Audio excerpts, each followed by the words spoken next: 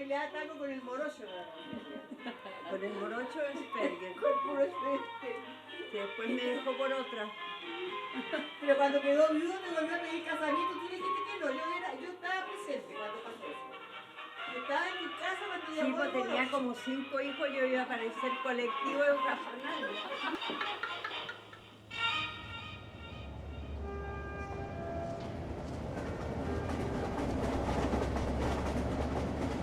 Un día en el Colegio Inmaculada Concepción de Osorno, de las monjas alemanas, empezaron a tocar las campanas como en octubre, noviembre, y me dijeron Delia Domínguez, donde la Madre Superiora.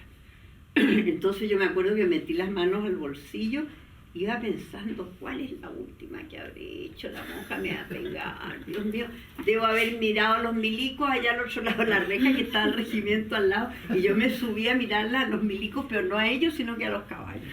Me subí a mirar los caballos en la reja, entonces iba así. Y llegué, y la monja me queda mirando, y con las dos manos detrás en la espalda. Yo dije, ahí debe tener el puntero y me va a mandar el guaracazo. Entonces me dijo, niña hipócrita. Entonces, bueno, yo estaba bien porque...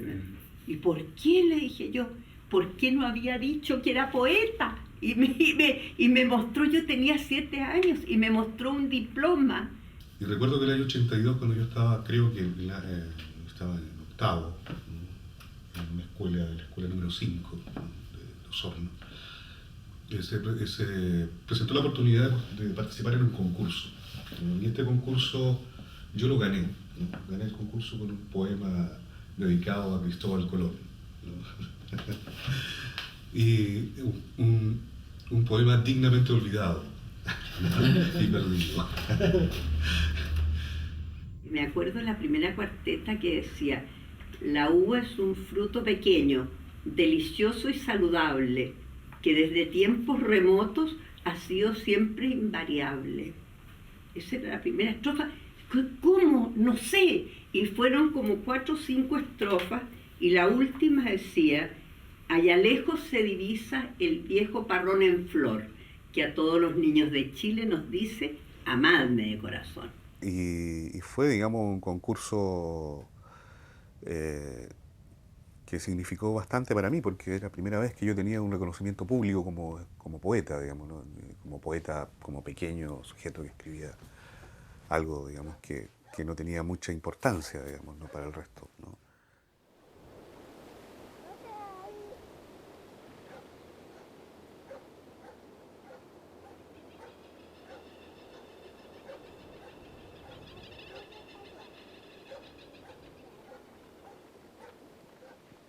El primer recuerdo que tengo es que mi madre, como tenía tuberculosis pulmonar y en esos años no existía la penicilina, se mandaban los enfermos del pulmón a Clima.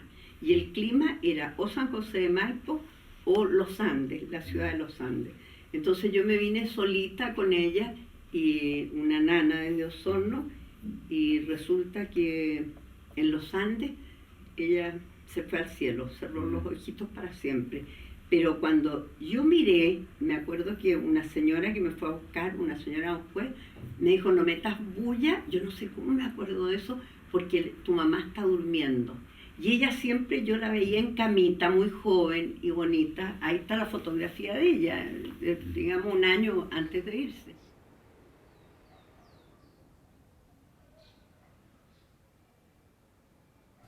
En nombre de todo lo perdido, de los cometas que nunca más volvieron a señalar caminos con sus colas de fuego, porque la muerte se paseó en puntillas desde el pecho de una mujer que pudo amarnos, pido que vuelva mi ángel. Por la maleza que cubrió los patios donde se hundió la luz como canción de cuna, y nuestra soledad fue canto de lechuzas en el retumbadero de la noria, pido que vuelva mi ángel. Por los que compartieron nuestra cena y probaron el pan y la sopa de la felicidad, cuando aún ninguna muerte tomaba asiento a nuestro lado y creíamos ser los héroes de una juventud eterna, pido que vuelva mi ángel. Por el amor, en fin, por el olvido, y lo que fue verdad en el entierro de los sueños, por ti y por mí, temblando esta maldita soledad, visibles desde lejos en el paraíso terrenal, pido que vuelva mi ángel.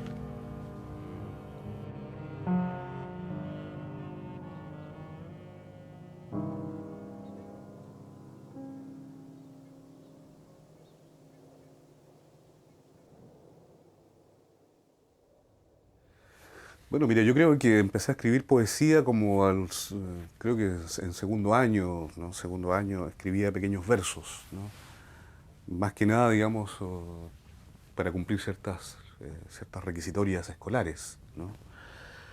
Y luego ya fui escribiendo, digamos, con un poquito más de compulsión, digamos, ¿no? Esto de escribir poesía se me fue presentando como una necesidad, digamos, ¿no? Bueno, escribía, trataba de imitar, digamos, los poemas que solíamos leer en clases, ¿no? Los pocos poemas que podíamos leer en clases. Tal vez, digamos, porque tenía un poco agudizado el oído, con una cierta ritmicidad podía escribir cierta poesía, digamos, ¿no? El ritmo me parecía importante, digamos, ¿no? Eso es la eterna búsqueda de respuestas y de razón de vida, de por qué estoy aquí y por qué Dios hizo que me quedara sola a los 5 años, ¿ves tú? Entonces, siempre digo, si yo hubiese tenido a mi madre después de los 5 años, no habría sido poeta, creo yo, porque el afán de obtener respuestas y razones me hizo dialogar, como te digo, desde los pájaros hasta, te diría yo, los gusanitos de tierra, y dormía en la casa de las perras para buscar un calor y tomaba agua en la fuente de las perras. Yo y mi hermano Luis, que es campeón de rodeo de Chile, Luis Domínguez, campeón de rodeo, todavía corre. Y tú dirás, ¿por qué estaba ahí pelado? Y entonces yo pregunté por qué estaba pelado por piojenta. Porque vivía en la casa de las perras y metía, y entonces tenía piojos. Y como no tenía mamá después para cuidarme, me manejaban pelado. Ya ingresé a primero básico, yo veía pasar el tren ya de manera más, digamos, desde una sensación de aburrimiento por estar en clase y haber ya abandonado, digamos, esta vida, digamos, ¿no? De niño. Y veía, digamos, desde ahí un sauce que todavía está ahí, ¿no? Ese sauce es muy importante, digamos, para mí, porque creo que fue tal vez es el elemento que provocó en mí, digamos, las primeras escrituras poéticas. Miraba ese sauce, digamos, en invierno, azotado por el viento, por la lluvia. Le dije a mi papá que si no me sacaban de esas monjas, y yo iba a quemar el colegio. Mira, no, si era mala. No, seguramente no lo iba a quemar. Entonces, aquí en esta misma casa donde estamos, era el patio del colegio donde me trajeron, y ahí en la esquina donde está ese edificio amarillo, era el colegio Dan Alastair, el Dan Alastair School. Entonces estaba ahí yo, y como quien manda a la niñita a la escuela militar. Así me entiendo yo eso. Entonces hice 2 años de humanidades, después terminé en el Liceo de Osorno por un tropiezo al pulmón, y luego a la Universidad de Chile a estudiar Derecho, que era como la tradición en la familia, estudiar Derecho, para que fuera otro abogado Domínguez en la familia. Y llegué cursé hasta 3er año y me volvió otro tropiezo al pulmón y tuve que quedar 1 año en reposo en Osorno. Y ahí, ya con ese año de reposo y los 3 años de universidad, y que tuve el honor de ser alumna de don Juvenal Hernández en Derecho Civil, y todo, yo dije, aquí, Delia, hay que irse por la literatura. Por la literatura, porque no me quedaba otra. Aquellos ojos del color, a una altura gris, miran copigües, hilos de agua. ¿Es por el viento de esta hora su silencio o son abejas borrachas trayendo miel y sangre al panal de sus sienes? Porque el agua es hermosa y el cielo es hermoso y ambos son buenos amigos, dice, porque la luz es mi alma en la estrella y mis pechos son fuentes de luz. porque callados sabemos lo que somos, el águila y el cisne, el venado y el puma, montañas, manantial y viento, cementeras de la eternidad. Aproximadamente en el año 81-82, ¿no?, en que visitaba el negocio de mis padres, que era una cantina que yo atendía todos los días del año prácticamente. Ocurrió entonces que este señor, que se llamaba Miguel Wenchuan, que era un vecino, en una ocasión él llevó, digamos, una pequeña caja con libros, y esa pequeña caja me la cambió, digamos, por alcohol, por cerveza, chicha de manzana, vino, ¿no? Durante un par de semanas él estuvo bebiendo gracias a la literatura que me intercambió, digamos, ¿no? Entonces, bueno, en esa caja venían, digamos, libros como 100 años de soledad, libros de Kafka, algún libro de poesía también que recuerdo, digamos, tal vez uno de Federico García Lorca.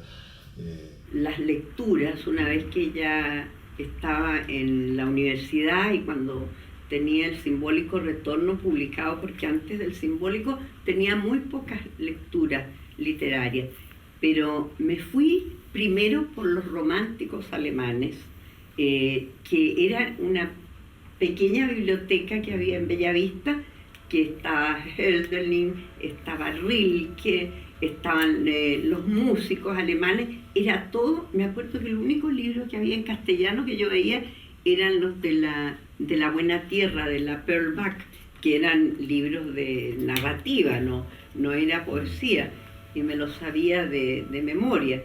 Pero yo hacía que algunas primas mías, que sabían bien el alemán y el castellano, me tradujeran a Rilke, me tradujeran a Hölderlin, a Brecht, después que lo descubrí ya más grande, que me encanta Bertolt Brecht. Bueno, con todas las dificultades que implicaba para mí leer esos textos, que eran difíciles para mi edad, digamos, y para mi condición, ¿no?, de sujeto, digamos, poblacional, ¿no?, sin una formación, sin bibliotecas, etc. Creo, digamos, que encontré ahí el sabor, digamos, ¿no?, de la vida que yo también había vivido y estaba viviendo. O sea, habían personajes que se repetían en los libros, digamos, ¿no?, que yo veía, digamos, de cuerpo presente, ¿no? Qué sé yo, digamos, o la poesía, ¿no?, que yo logré leer, digamos, ¿no?, sobre todo la poesía española, digamos, que era lo más común de encontrar, digamos. Era una poesía que tenía también una raigambre en el lenguaje que hablaban mis paisanos, digamos, ¿no? Y la otra fuente, y donde me guió mucho, fue Pablo Neruda leyendo a los clásicos españoles, Quevedo, y, en fin, y a la gente de la primera mitad del siglo, de los últimos del siglo XIX y principio del siglo XX, y Pablo me metió y me decía: aprende, hija, aprende, porque lo que se ve en los libros y la cultura que uno va adquiriendo, esa te va a fortalecer, van a ser tu esencia, tus leches y tu sangre de vida. Y una a quien aprendí a amar con locura es la Emily Dickinson.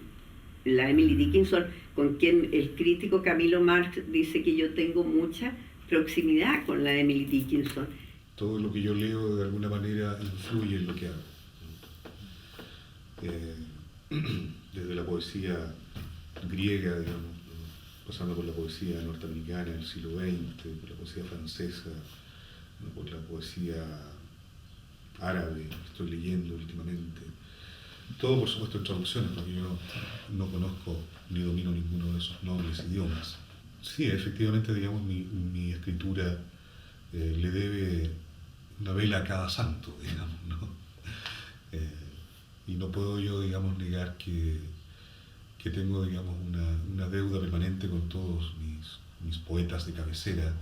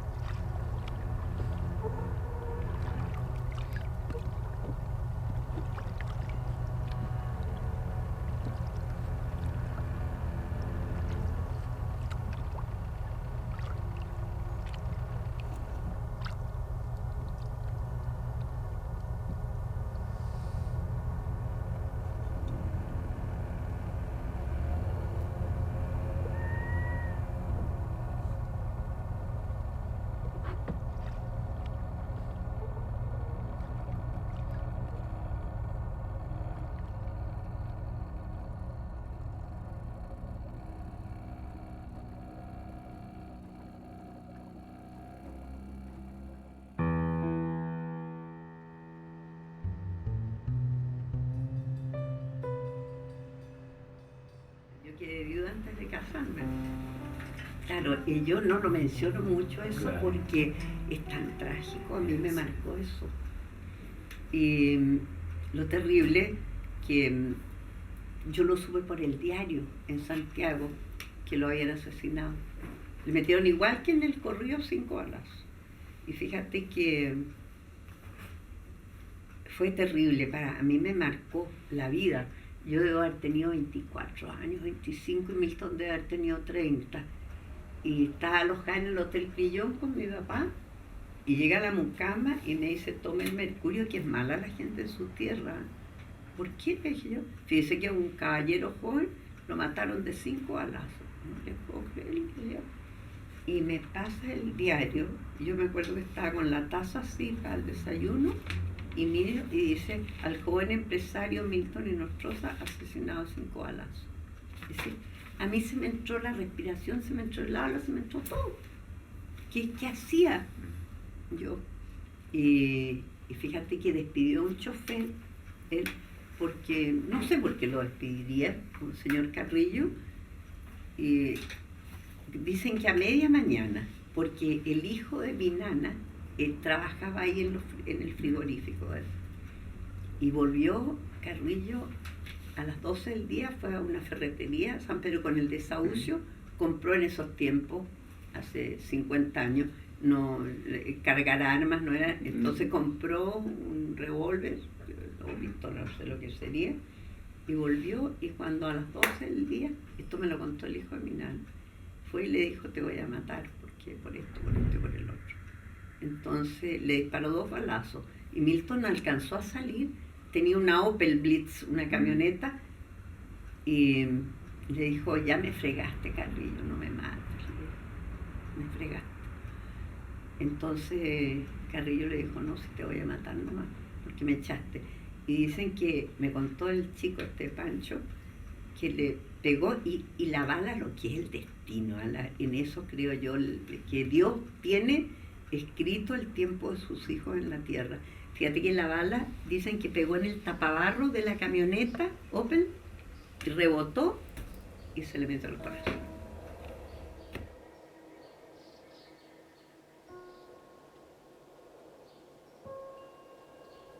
Un día uno sale a encontrar la muerte, sin equipaje, sin muda para la otra semana, con la única camiseta blanca que quedaba del tiempo del colegio. Un día uno se apura como mano de la cabeza, como si tuviera que llegar a todos los trenes y saludar a medio mundo. Un día uno no sabe quién diablos tendrá suficiente amor entre las manos para arreglarle esos asuntos particulares que siempre quedan flotando después de la catástrofe. ¿O quién diablos va a cerrarle los cajones del velador con las fotografías secretas de esa edad en que la musculatura orgullosa y dorada era toda la potencia con que contábamos para vivir? Un día uno no vuelve más por ropa limpia.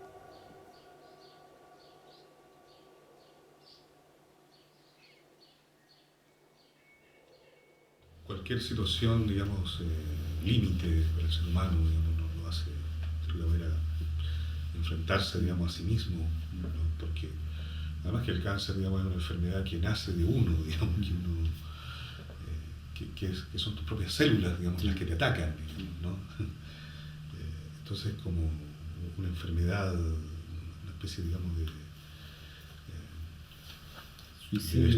destrucción que viene de ti, digamos, ¿no? Entonces, claro, o sea, digo, bueno, ¿de qué manera, digamos, escribe el cuerpo, digamos, lo que escribe, digamos, ¿no? ¿Qué quiere decir, ¿no? ¿Qué te está diciendo la imaginación, ¿no? ¿Qué te está diciendo el cuerpo con su propia imaginación, su propio desvarío, digamos? Y en ese sentido, el haber padecido o el estar, digamos, siempre con esta cosa del cáncer encima, digamos, ¿no? Porque no es que la cuestión desaparezca, digamos, sino que puede aparecer en cualquier momento, digamos, ¿no? Hasta que, ¿no? ciertas células tomen el control del caos, como decía Millán, digamos, ¿no? Yo soy una mujer muy afecta al cariño y muy dada al amor humano, así de con mis amigos, mis amigas, los quiero de verdad, como hermanos. Y después, 2 veces creo que tuve ciertos atisbos de noviazgo y de cosas, y me quedó una fijación aquí. Yo no podía, porque está al lado en el cementerio de Osorno, como a 2 calles, la tumba de él y la tumba de mis padres. Entonces yo sentía que estaba engañando a la persona que estaba de ilusión conmigo si yo me metía con otra persona a hacer una familia.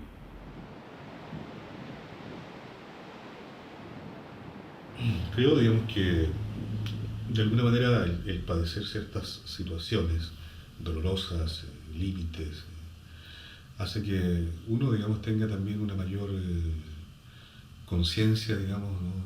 de lo frágil, digamos, que es todo esto, digamos, ¿no? Y la fragilidad de la escritura, además, digamos, ¿no? La fragilidad del sujeto poeta, digamos, ¿no? La fragilidad de la memoria, la fragilidad de las relaciones familiares, ¿no? La fragilidad de las nociones culturales que además tenemos, ¿no? La fragilidad de la noción de patria, de país, ¿no? de pertenencia, y posiblemente, digamos, uno a través, digamos, de estos padecimientos intenta tal vez, digamos, a través, en este caso, digamos, de la poesía, de arraigarse un poco más, ¿no? Así como el cilantro, digamos, ¿no? Cuando le falta agua intenta, ¿no? Florecer rápidamente, digamos, ¿no?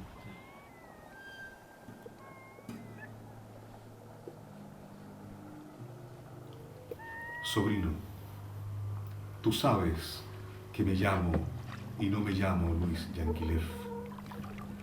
¿Cuál es mi nombre ahora sobre el agua brusca del invierno? Aún no muero, sobrino, aunque me lleven en un bote hasta el suelo de Dios, al campo santo de la misión de Quilacagüín. Me han puesto una sábana de Verónica, mi hija, en la cara, y así voy, tapado y tieso, remontando el río en un ataúd de pino. Pero aún no muero, sobrino, aún bailan mis palabras en las anchas copas de los aromos, mientras el cortejo avanza bajo el cielo que se abre y se ilumina para mí.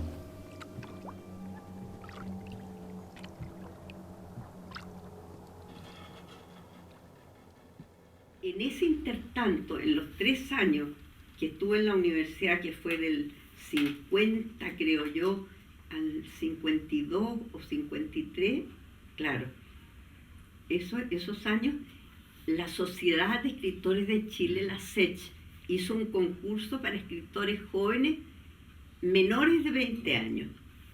Entonces yo, como vivía con la pena de las ausencias adentro y todas estas cosas, y mis terremotos emocionales, dije, voy a tomar parte en este concurso.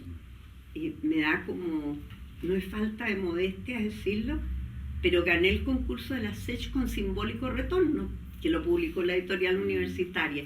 Y ahí me encontré con mi padre Neruda, porque él era presidente de la Sociedad de Escritores y yo tenía que ir a recibir el premio. Y me acuerdo que llegué con trencitas como la Carmela San Rosendo y bien provinciana. Entonces dijo, llegó la niña esa que está premiada, la señora. Yo le dije, tú, me dijo el Darío. Y entonces cuando vio, igual que las gallinas cuando levantan el ala y pescan a los pollos, me metió ahí y no me soltó nunca más. Me metió bajo su ala. Yo me desenvolví en la poesía chilena bajo el ala del, no voy a decir gallina, del gallo Neruda. Y tal vez después por eso la gallina castellana y todas las cosas, porque yo me sentí protegida como un pollito nuevo por Pablo, que no me abandonó nunca, no me abandonó jamás. Creo que escribir poesía es un compromiso primero con uno mismo, segundo, digamos, con una memoria, ¿no? determinada, que tiene que ver con una familia, que tiene que ver con una comunidad, que tiene que ver con un entorno, que tiene que ver con una serie de conflictos también, que tiene que ver con una dialéctica, digamos, ¿no? Que se va generando en un espacio determinado. Y en ese sentido, digamos, mi palabra poética, si bien es escasa hasta el momento, creo que ha cumplido, digamos, la función que tenía que cumplir, digamos, ¿no? Que es de alguna manera dar cuenta, digamos, del ego de un sujeto que proviene de una cultura o de un espacio, ¿no? Cultural distinto, de alguna manera arraigado en ciertas coordenadas culturales que son distintas.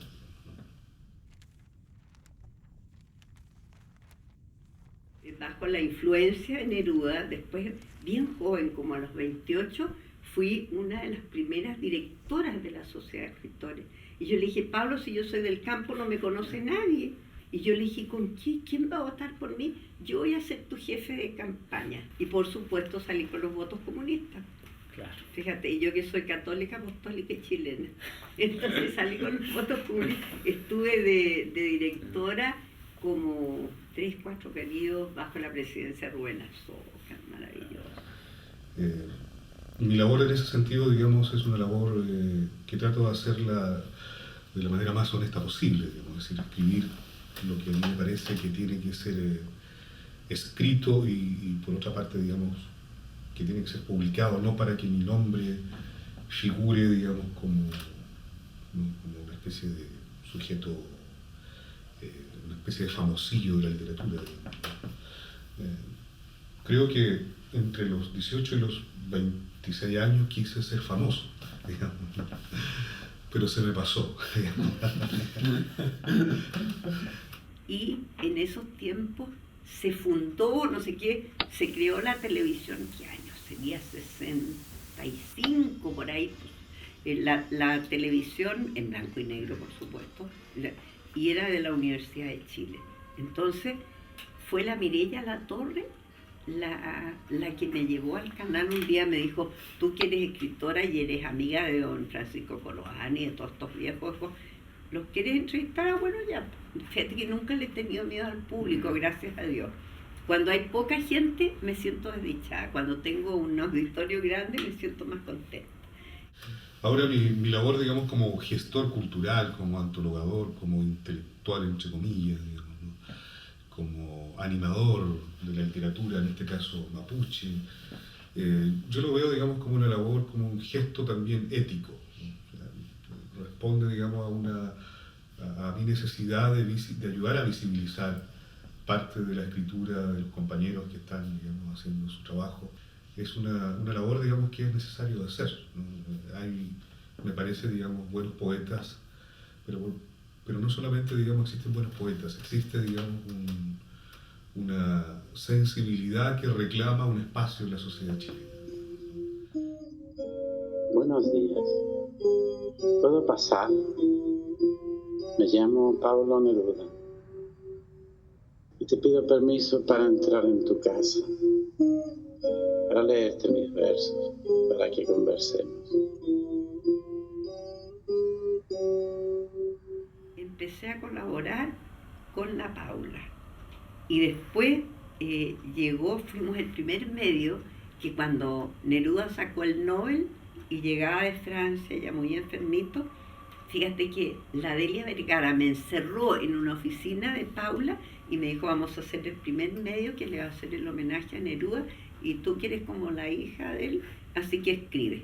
Y me cerraron la puerta y yo encerrada escribiendo, fíjate, el homenaje a Pablo, que no lo tengo que recuperarlo de las Paulas que están en la biblioteca.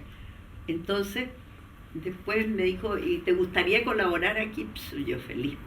Entonces empecé y creé las páginas de poesía y me tocó, no sé, la buena suerte en mi vida de que Roberto Eduard, que era el dueño de la revista, nos puso en una oficina con la Isabel Allende porque éramos sin vista a Providencia y nos tenían en una oficina interior así como allí a las dos porque éramos las únicas chiquititas, feitas y gorditas porque las otras eran.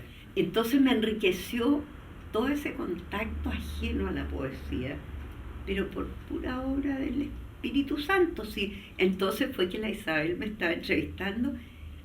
Y me dijo, ¿y cómo lograste tal por cual? Me dijo una con H, que te tradujeran al alemán en Múnich, con el traductor de García Márquez y de Neruda y de todo.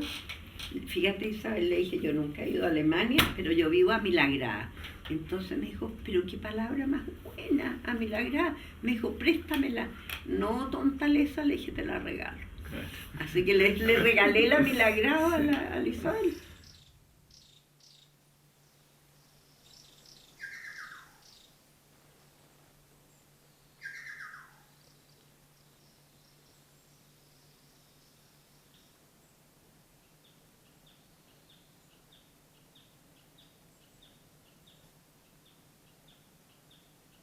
Si me pones en el trance de buscar elementos que están gravitando en mi poesía, hay elementos muy secretos, ¿no?, que tienen que ver con mi vivencia, con haberme impregnado, digamos, ¿no?, de un espacio territorial y de un espacio oral, de un espacio, digamos, ¿no?, de biografías, ¿no?, de personas, ¿no?, con ciertos lenguajes, ¿no?, con imágenes, con imaginarios además, ¿no?, con esto de que digamos, en ciertas casas aparecían ciertos fantasmas, que en ciertos lugares, digamos, habitaban los brujos, ¿no?, que en ciertos espacios de acá, digamos, no habían seres sobrenaturales, etcétera, digamos.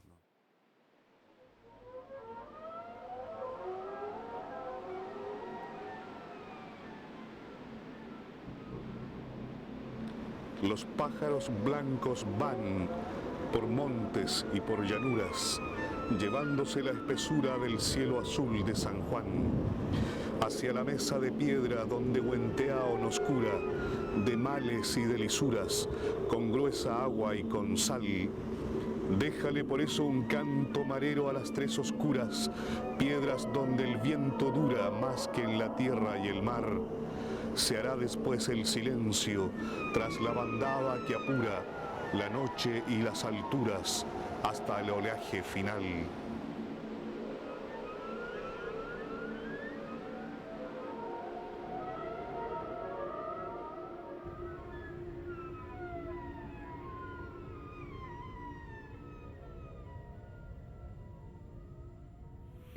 La otra gran base y cordón umbilical que yo no he cortado nunca es mi relación con la tierra, con el paralelo 40 Sur. Pero primero que la tierra, las personas, la gente. Para mí primero el ser humano y la tierra atrasito. Entonces encuentro que mi poesía tiene una identidad de expresión que me la han reconocido aquí. De alguna manera, digamos, la materialidad, ¿no?, la materia, digamos, ¿no?, la materia estallando, la materia convertida, digamos, en las flores de los árboles, la materia, digamos, ¿no?, que eran las piedras que yo sentía con mis pies desnudos, digamos, ¿no?, el tren, digamos, ¿no?, el paso del tren, digamos, ¿no?, que imprimía o imprimió cierta ritmicidad en mis palabras, porque escuchábamos el tren a cada rato, porque pasaba en la madrugada y como vivíamos, digamos, ahí al lado, digamos, de la vía. Nunca, pues, ni las lecturas, ni las influencias de otros poetas y de las sociedades literarias en las que estuve y estoy, digamos, involucrada, cambiaron mi lenguaje y mi pensamiento y el no disfrazar mi origen, todo lo contrario. Cuanto más edad tengo, no quiero decir vieja porque no me siento vieja, a los 77 yo sigo más pegadita a mis ombligos de allá, del paralelo 40 Sur. A Pablo Neruda, cuando le preguntaban ¿dónde andará la Delia? Que no la vemos hace tanto tiempo, la Rubén Azócar, le preguntaba. Entonces Neruda decía, en el paralelo no sé cuantito, como 55, 32. Entonces una vez le dije, oiga, por favor, usted que es mi reverendo padre, decía, ubíquese con el paralelo. Entonces 40 Sur. Entonces de ahí, incluso en la academia me dicen que hable el paralelo 40 Sur. Entonces son mis identidades de las que no puedo renegar y que yo siento que toda esta vida en Santiago, esto para mí es como estar de visita, es un pasaje. Yo nunca me he adaptado a la vida de la gran ciudad. Me aturde, incluso me atemoriza un poco, porque donde me siento realmente segura es en los campos del paralelo 40 Sur y en todo el sur de Chile, pero como quien dice, a todo aire, a todo horizonte, hablando con los perros, los gallos, los pájaros.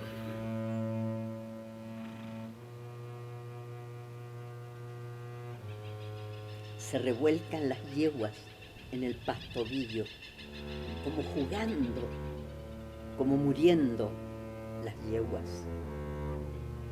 No se paran las yeguas, yo digo, es la malura. Yo digo, alguien muere hoy.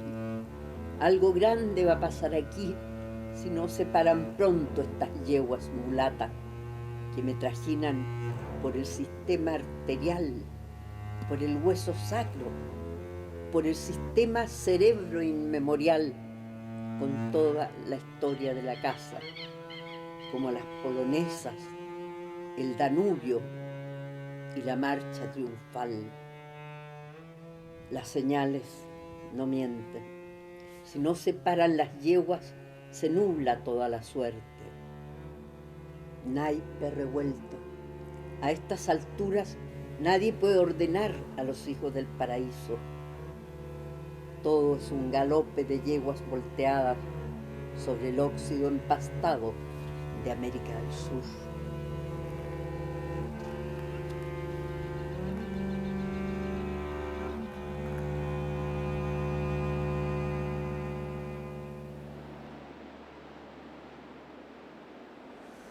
Bueno, yo creo, digamos, que otro elemento es obviamente el agua, digamos, la lluvia, los canales, los esteros de acá, digamos, ¿no? Los ríos, el río Damas, el río Rahue, ¿no? Son elementos naturales que están presentes en mi poesía. Yo diría que el lenguaje, digamos, ¿no? Este lenguaje, este español un poco, digamos, arcaico que se hablaba, por lo menos en ese tiempo, con algunas palabras raras que ya no se usan, digamos, ¿no? Uno nunca está sola en el campo, sobre todo. Hay seres vivos que aunque no sean humanos, no importa, llámame.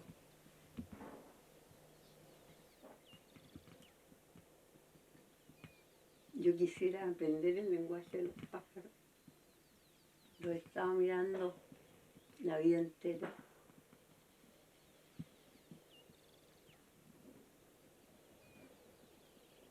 No solo las palabras dicen cosas.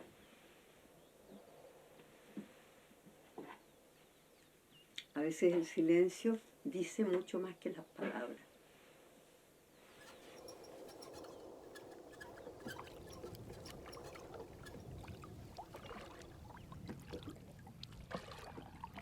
De alguna manera también, digamos, mi poesía, sobre todo lo que tiene que ver con el mundo mapuche, huilliche, con el mundo mestizo, digamos, ¿no? Arranca, digamos, de la tonalidad con que habla mi abuela, digamos, ¿no? De ciertas imágenes que ella maneja, ¿no? De cierto lenguaje que ella, digamos, despliega, ¿no? En los momentos de la conversación familiar, ¿no? Por lo tanto, digamos, yo creo que esos elementos son fundamentales también en mi obra, digamos, ¿no? O sea, esa oralidad desprendida, digamos, ¿no? del habla cotidiana de mi abuela Matilde Buenún, digamos, ¿no? El habla coloquial, campesina y del pueblo, de las mujeres de la feria, y todo eso, y el habla culta de la Academia de la Lengua, que estoy ahí desde el año 85, nunca ha sido un tropiezo para mí. Y por eso creo que mi poesía tiene una cierta identidad por mi lenguaje, porque para mí es un honor y es una, te digo, una forma de respirar hablando como yo aprendí a escuchar el idioma tanto mapuche, huiliche, un poco la mezcla de alemán con español, y eso se me fue quedando como la naturaleza de mi piel y de mis leches interiores.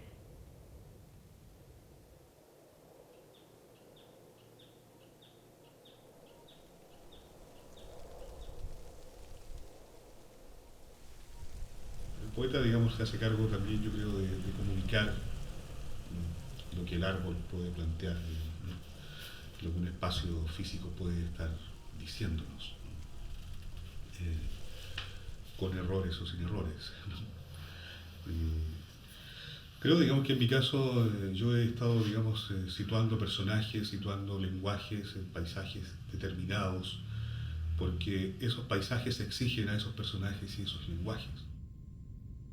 Cuando de escribir se trata, e incluso cuando hice el discurso en la academia, 2 discursos, uno cuando fui miembro correspondiente y otro para miembro de número. Entonces yo dije, aquí hay que dejar, como te dijera, la sabiduría y la ilustración, las exigencias del lenguaje purista. Yo no soy purista, soy impura, impurísima, no sé si se puede decir impurísima, pero es mi forma absoluta de expresión.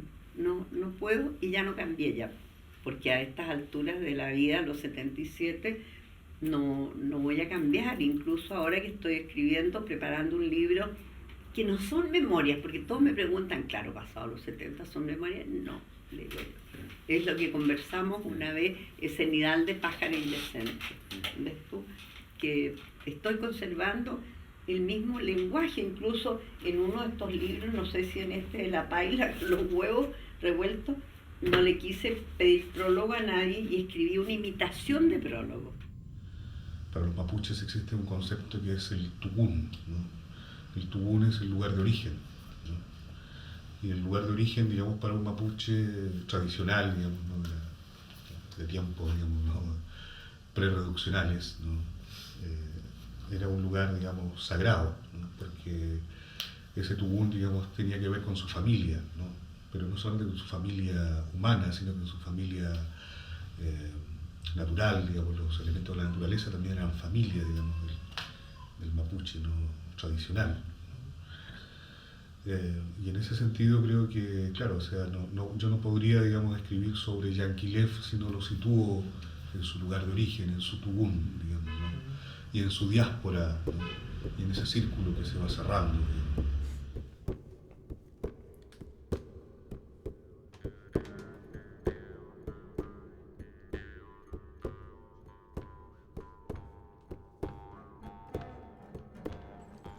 No hablábamos chileno mi paisano, castellano que lo dicen, copigüesí blanco y rojo, flor de michay, chilco nuevo.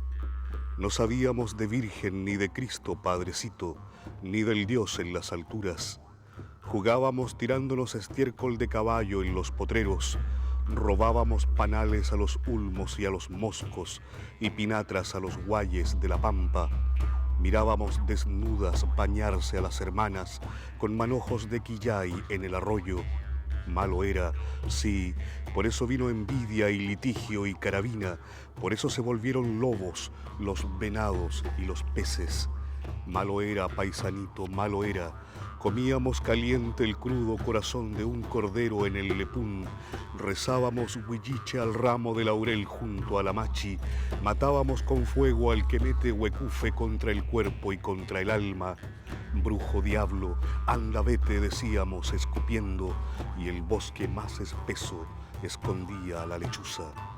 Malo era, no sabía vivir el natural antes, amigo, no sabía. Las mujeres se preñaban en lo oscuro y en lo claro, y los hijos se criaban a la buena de los bosques y los ríos.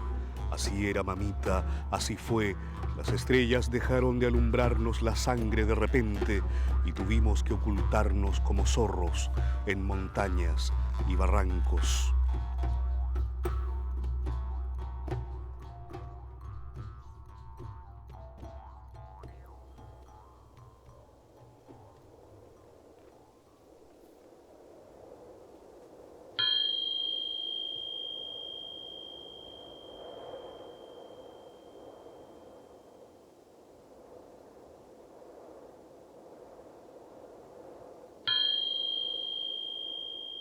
se me formó así una fe y yo decía, es más que lo humano, hay algo, hay alguien que me está protegiendo. A lo mejor fue la figura ausente de mi madre.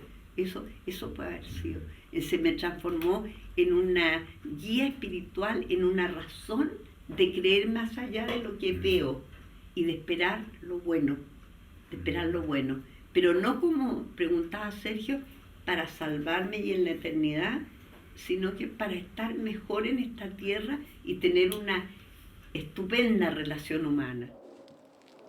Récele a la Virgencita. Récele a la Virgen. Esto lo voy a hacer. Récele a la Virgen. Esta es una gruta con historia. La bendijo Monseñor Francisco Valdés Huercasó hace más de 30 años. Y la gente del campo es muy piadosa, entonces vienen a encenderle vela, incluso hacen mandas y le dejan plata ahí para que se cumpla la manda. Y la ocurrencia cuida a la Virgencita, a la Virgen de Lourdes. Ya, mire, no me vayas a pescar la cabeza, ocurrencia. Ya, reza. Ya, una Ave María. Una Ave María.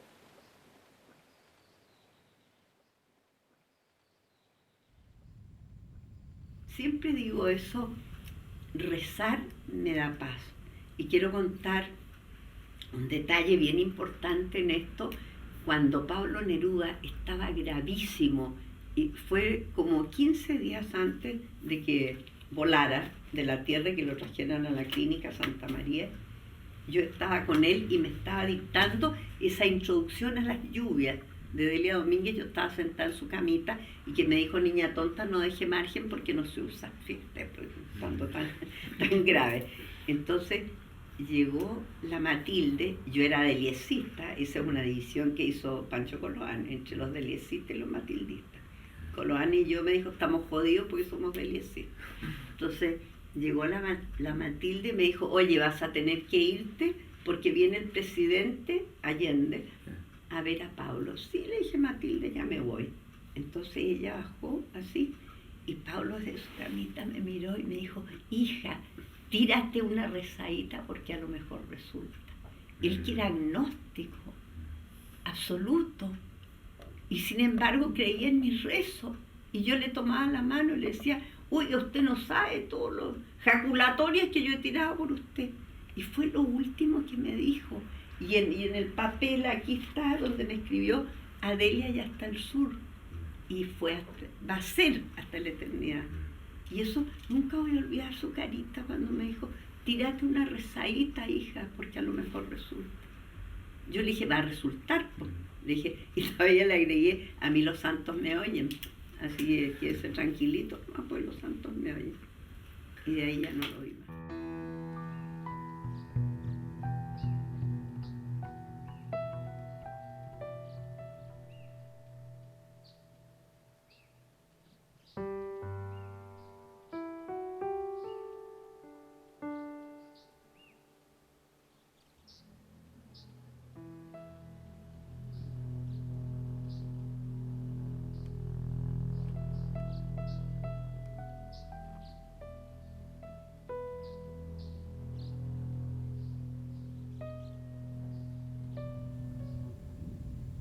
Considero yo que desde mi punto de vista, digamos, el concepto mestizaje también alude, digamos, a un mestizaje obviamente cultural.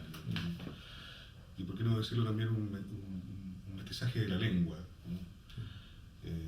Y yo he tratado, digamos, de trabajar eso en términos poéticos. Vislumbro, digamos, lo que en la sociedad chilena el mestizaje de la lengua se da permanentemente. El mestizaje, digamos, de los imaginarios también se va generando con frecuencia, digamos, ¿no?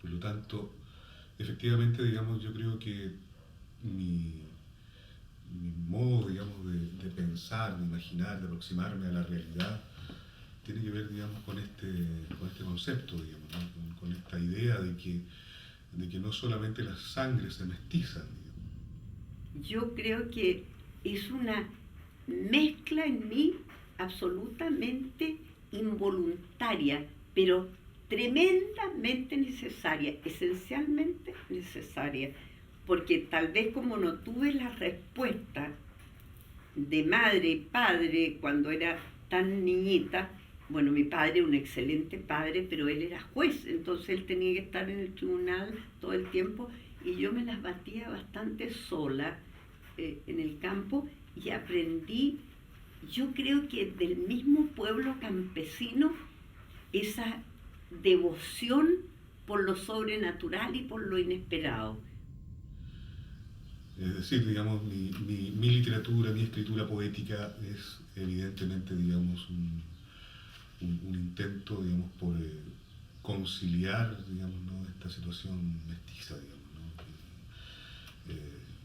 Esta situación, digamos, de un sujeto que es de origen indígena, pero que esos elementos culturales que denotan o que connotan lo indígena no los tiene, digamos, arraigados desde el nacimiento, digamos, ¿no?, sino que los ha tenido que ir aprendiendo, ¿no?, en el curso de su existencia.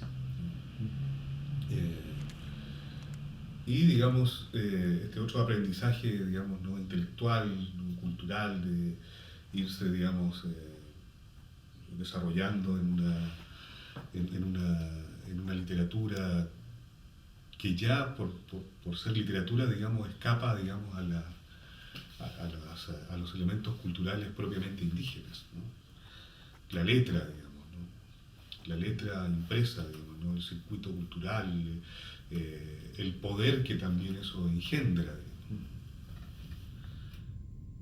Y como nuestra zona es una tierra, digamos, de mapuche y huilliches, esos dos contactos los tuve desde niña, porque en tiempos de cosecha de trigo, en los meses de febrero, siempre se contrataban, le llamaban cuadrillas. Llegaron las cuadrillas, y entonces las cuadrillas eran de gente mapuche y huilliches. Y entonces yo y ellos comían, tenían una ranchera que se llamaba, una señora que hacía la cocina para ellos en ollas de 3 patas, y yo en vez de almorzar en mi casa con la servilleta y toda la historieta de ahí de la casa, me iba a almorzar al rancho que se llamaba con los trabajadores, porque me nacía y yo me sentía absolutamente acogida y feliz con las historias que me contaban, sobre todo los huilliches que venían de Chiloé. Mi verdadera influencia familiar y cotidiana fueron los mapuches y huilliches.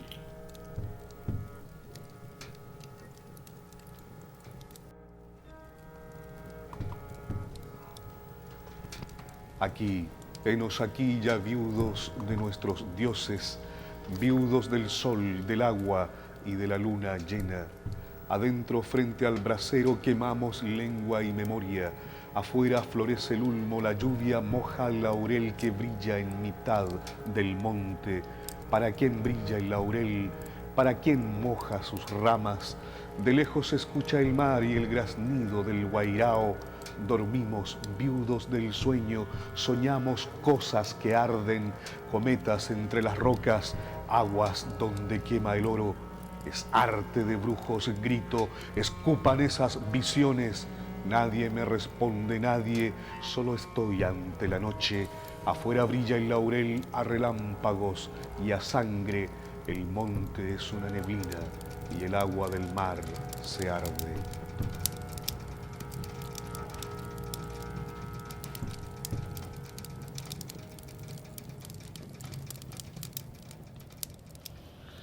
Entonces creo, digamos, que de alguna manera el sujeto mestizo, el sujeto indígena,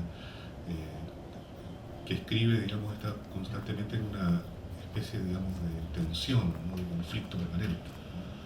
Y mi conflicto, digamos, se ha ido resolviendo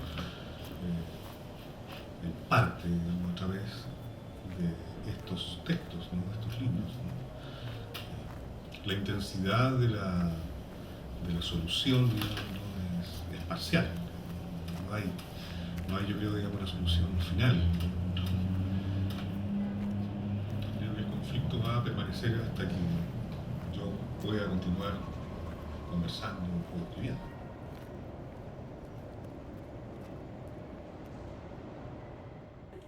Ya, en el nombre de Dios.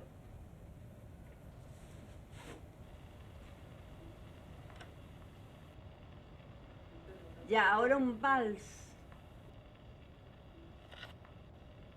Sí, porque Soy como los animales. Presiento la desgracia en el aire y no duermo sobre arenas movedizas. Soy como los animales. Sé pisar en la oscuridad y desde el fin del mundo podría volver con los ojos vendados a mi casa vieja en las colinas. Y una opalina filtra su luz en el salón de piano donde danzan mis muertos con su sombra.